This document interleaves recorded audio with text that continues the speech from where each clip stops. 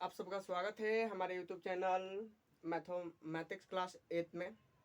चलिए आज हम लोग देखने वाले हैं क्लास 8 का मैथ प्रश्नावली 1.1 का 3 का 2 नंबर क्वेश्चन और आगे भी देखने वाले हैं। ठीक है, तो चलिए देखिएगा। कह रहा है कि उचित गुणधर्म के उपयोग से निम्नलिखित का मान ज्ञात कीजिए। यानी हमें इस सवाल जो है इसका मान ज्ञात करना है। कैसे ज्ञात करेंगे? बहुत आसान है।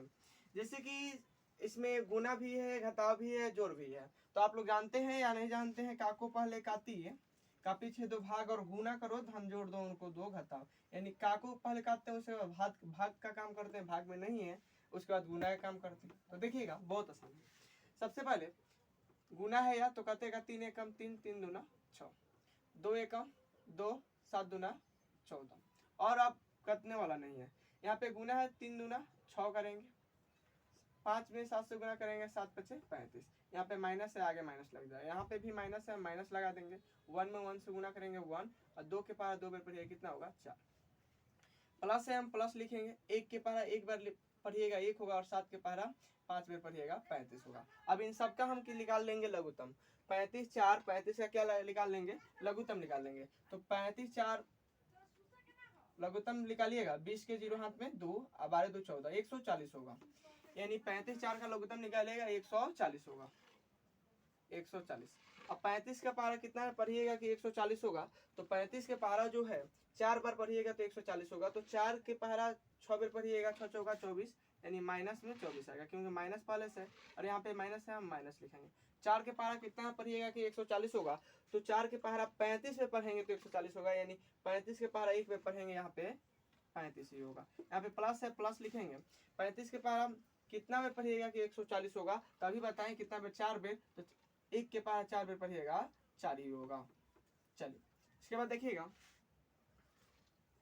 माइनस माइनस वाले को जोड़ देते हैं और प्लस वाले को क्या करते हैं? घटा देते हैं। तो देखिए 4 में से अगर 24 को घटाएं तो 20 बचेगा। 4 में से प्लस में है, ये माइनस में, तो घटेगा। तो 4 में से 24 को घटाएं, माइनस 20 बचेगा। और यहाँ पे माइनस पहले से कितना है? 35। अब बात 140। अब इनको जोड़ दीजिए। आप जोड़िएगा, -20 और -35 जोड़िएगा तो 50 - 55 होगा, -55 होगा, और नीचे 140 होगा। अब यहाँ कट जाएगा 5 से, 5 से कटेगा तो 11 पचे 55, और ई कटेगा तो 5 दूना 10, और 8 पचे 40, यानी 28 मतलब आएगा आपका -11/28। कितना है? -11/28 आया। और इसके बाद हम देखते हैं 4 नंबर। देखिएगा 4 नंबर क्वेश्चन आपसे कह रहा है कि 5/18 को -7/72 के व्युत्क्रम से गुना कीजिए। व्युत्क्रम का मतलब आपको इससे पहले बेसिक क्लास में बताया गया। अगर नहीं जानते हैं तो बेसिक क्लास देखिए, बहुत अच्छा से समझाया गया है। व्युत्क्रम का मतलब होता है कि नीचे वाले को ऊपर भेज देते हैं और ऊपर वाले को नीचे भेज देते हैं। नीचे वाले को ऊपर और ऊपर वाले को नीचे भेज देते हैं, इसी को व्युत्क्रम कहते हैं। तो कह रहा है कि 5/18 को, तो यानी 5/18 को यानी गुना 7/72 के व्युत्क्रम से, यानी इसका व्युत्क्रम करना है। यानी 72 चला जाएगा ऊपर और 7 आ जाएगा नीचे। 18 एकम 18, 18 चौका 72, 5 चौका कितना होगा? तो आप कहिएगा 20 होगा। और नीचे कितना बचा? 7, और माइनस नीचे नहीं लिखते, ऊपर लिख देते हैं। हो गया आपका आंसर। चलिए अब देखिए कह रहा है -1/3 गुने 1/2 प्लस 1/4 बराबर -1/3 गुने 1/2 प्लस -1/3 गुने 1/4 के रूप में कौन सा गुणधर्म लगता है? तो देखिए आप लोगों को बताया गया वितरण नियम। ए गुने अगर बी प्लस सी हो तो हम इनको लिखेंगे ए गुने बी प्लस ए गुने सी, यानी कौन नियम है? तो आप कहिएगा वितरण नियम, वितरण नियम। तो चलिए हम लोग देखने वाले हैं प्रश्न 6। प्रश्न 6 देखिएगा क्या कह रहे हैं। प्रश्न 6 कह रहे हैं क्या? -1/8 जो है गुणात्मक प्रतिलोम का गुणात्मक प्रतिलोम 8/9 है। कारण सहित है या नहीं है, यह हमको बताना है। तो चलिए देखिएगा, गुणात्मक प्रतिलोम हम कब बताते हैं? गुणात्मक प्रतिलोम दी गई संख्या में अगर हम गुना करते हैं, यानी दी गई संख्या का यदि गुणनफल 1 है तो हम कहते हैं गुणात्मक प्रतिलोम है। तो देखिए हम इनको क्या लिख सकते हैं? 1 के पर 8 पे पढ़िएगा, 8 1 9, 9/8। ये किस में है? माइनस में। और दी गई संख्या कितनी है? यह कितना का गुणनफल कर रहा है? प्रतिलोम कर रहा है, तो कह रहा है 8/9। तो 8/9 से हम गुना कर लें। यदि गुणनफल 1 आया तो हम कहेंगे गुणात्मक प्रतिलोम है। 8 से 8 कट गया, 9 से 9 कट गया, बचा यहाँ पे कितना, कुछ नहीं बचा, कुछ नहीं बचा तो जब गुना में कुछ नहीं बचता तो एक लिखते हैं, और यहाँ पे क्या है माइनस, तो माइनस। देखिए यहाँ एक नहीं -1 है, और जब -1 है तो हम कहेंगे कि -1 पूर्णांक 1/8 का गुणात्मक प्रतिलोम 8/9 नहीं होगा। क्यों नहीं होगा, क्योंकि इनका गुणनफल 1 नहीं आया है।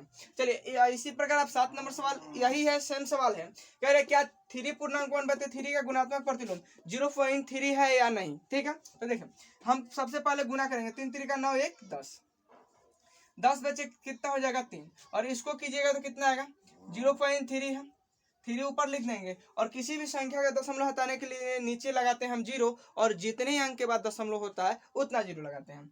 एक अंक के बाद दशमलव 1 0 लगाएंगे, यानी 10। यानी हमसे कह रहा है कि 10/3 का गुणात्मक प्रतिलोम 3/10 होगा या नहीं होगा, तो हम गुना कर ले रहे हैं, यदि 1 आ गया तो होगा, 10 से 10 कट गया, 3 से 3 कट गया, कितना बचा, तो 1 बचा, 1 बचा तो यह गुणात्मक प्रतिलोम होगा, यानी 3 पूर्णांक 1/3 का गुणात्मक प्रतिलोम 0.3 होगा, और यह -1 पूर्णांक 1/8 का गुणात्मक प्रतिलोम 8/9 नहीं होगा। चलिए 1 नंबर क्वेश्चन देखिएगा, कार्य निम्नलिखित को वितरण नियम की सहायता से हल करें। वितरण नियम कहता है कि यदि a है और कोष्ठ में b + c है तो हम इनको गुना कर कर लिखेंगे, a में b से पहले गुना करेंगे, और बीच में प्लस है तो प्लस लिखेंगे, उसके बाद a का गुना c के साथ करेंगे। यही कहता है आपका वितरण नियम। आज में हमें 2 सवाल हल करने हैं, तो देखिएगा फर्स्ट नंबर सवाल, यानी -3/4 का गुना एक बार इनके साथ करेंगे, और -3/4 का गुना एक बार इनके साथ करेंगे, दोनों के साथ करेंगे, जो आंसर आएगा वह लिख दिया जाएगा। चलिए तो देखिए दिया गया है -3/4, इनका गुना हम एक बार करेंगे तो भाई 3 के साथ, 2/3 के साथ कर दिए। उसके बाद बीच में देखेंगे क्या है, तो प्लस का चिन्ह है, प्लस लगाएंगे, पुनः -3/4 का गुना, -3/4 का गुना माइनस 5/6 के साथ करेंगे। चलिए तो 3 से 3 क्या हुआ, कट गया, 2 एकम 2 और 2 दूना 4, ऊपर कुछ नहीं बचा तो कितना बचा -1, और नीचे कितना बचा 2 बचा है। अब बीच में किनका चिन्ह है, प्लस का। अब यह देखिए 3 एकम 3, 3 दूना 6, कट गया, ऊपर बचा 1 और 5, 1 में 5 से गुना कीजिएगा 5 ही होगा, और माइनस में माइनस से गुना कीजिएगा, जब हम माइनस गुने माइनस करते हैं तो प्लस होता है, प्लस गुने प्लस भी करते हैं तो प्लस होता है, माइनस गुने प्लस करते हैं तो माइनस, और प्लस गुने माइनस करते हैं तो माइनस होता है। ये आप उतार लीजिएगा, लो स्क्रीनशॉट ले सकते हैं। चलिए तो माइनस में माइनस से गुना करेंगे प्लस होगा, और 4 दूना कितना होता है, 4 के पारा 2 बार पड़ेगा, कितना होगा 8। अब इनका हम निकालेंगे लघुत्तम, 2 और 8 का लघुत्तम निकालिएगा, 8 होगा, 2 का पारा कितना पढ़िएगा 8 होगा, तो आप कहिएगा 4 बार, 4 एकम 4, माइनस है माइनस लिखेंगे, प्लस है प्लस लिखेंगे। अब आप 8 का पहरा पढ़िएगा तो 1 मर्तबे 8 आएगा, 5 के पहरा 1 बार पढ़िएगा 5 ही होगा। चलिए अब आप 5 में से 4 घटाइएगा 1 बचेगा, और नीचे कितना बचा 8 बचा, जो कि आपका आंसर हुआ। अब इसी का आप 2 नंबर क्वेश्चन देखिएगा, 2 नंबर क्वेश्चन आपसे कह रहा है 5/6 इंटू -2/5 प्लस 3/10 है। तो देखिए इसको भी ऐसे ही बनाना है, यानी इसका इनका गुना पहले इनके साथ और इन्हीं का गुना बाद में इनके साथ, यानी दोनों के साथ पारापारी गुना कर लेना है। आप अधिक समझने के लिए बेसिक क्लास भी देख सकते हैं। 5/6 का गुना हम पहले करेंगे -2/5 के साथ, और यहाँ पे प्लस है प्लस लगाएंगे, फिर 5/6 का गुना करेंगे 3/10 के साथ, गुना कीजिए, कट जाएगा, 2 एकम 2, 2 3 6, 5 एकम 5 और 5 एकम 5, 1 में 1 से गुना कीजिएगा 1 होगा, और नीचे कितना बचा तो 3, यहाँ पे माइनस है यानी हम माइनस लगाएंगे, प्लस दिया है प्लस लिखेंगे, 5 एकम 5 और 5 दूना 10, 3 एकम 3 और 3 दूना 6, ऊपर कुछ नहीं तो 1 बचा, और नीचे 2 दूना 4 बचा। चलिए अब 3 और 4 का हम निकालेंगे एलसीएम, 3 और 4 का आप एलसीएम निकालिएगा तो आपके पास आएगा 12, कितना 12 आएगा। अब 3 के पहाड़ा कितना पढ़िएगा 12 आएगा, तो 4 बार, और 4 का पहाड़ा 1 बार पढ़िएगा, यानी -4 होगा, कितना होगा -4, प्लस है बीच में प्लस लिखेंगे, 4 का पारा कितना पढ़िएगा कि 12 होगा, तो आप कहिएगा 3 बार, और 3 के पारा एक बार पढ़िएगा यानी 3 आएगा। चलिए देखिएगा 4 में से 3 घटाइएगा 1 बचेगा, और 4 और 3 में बड़ा कौन है, तो आपके कहिएगा 4, तो जो बड़ा होता है उसका हम चिन्ह लगा देते हैं, और नीचे क्या है तो 12 है, तो 12 लिख दिए, यानी -1/12 जो हुआ इसका आंसर हुआ। तो चलिए अब हम देख रहे हैं नेक्स्ट सवाल। चलिए इस चैप्टर का लास्ट क्वेश्चन देखिएगा 9 नंबर में हमें मिलान करना है कलम अ को कलम ब से, यानी आपको इधर दिया गया है और उस नियम का हिंदी में लिखना है।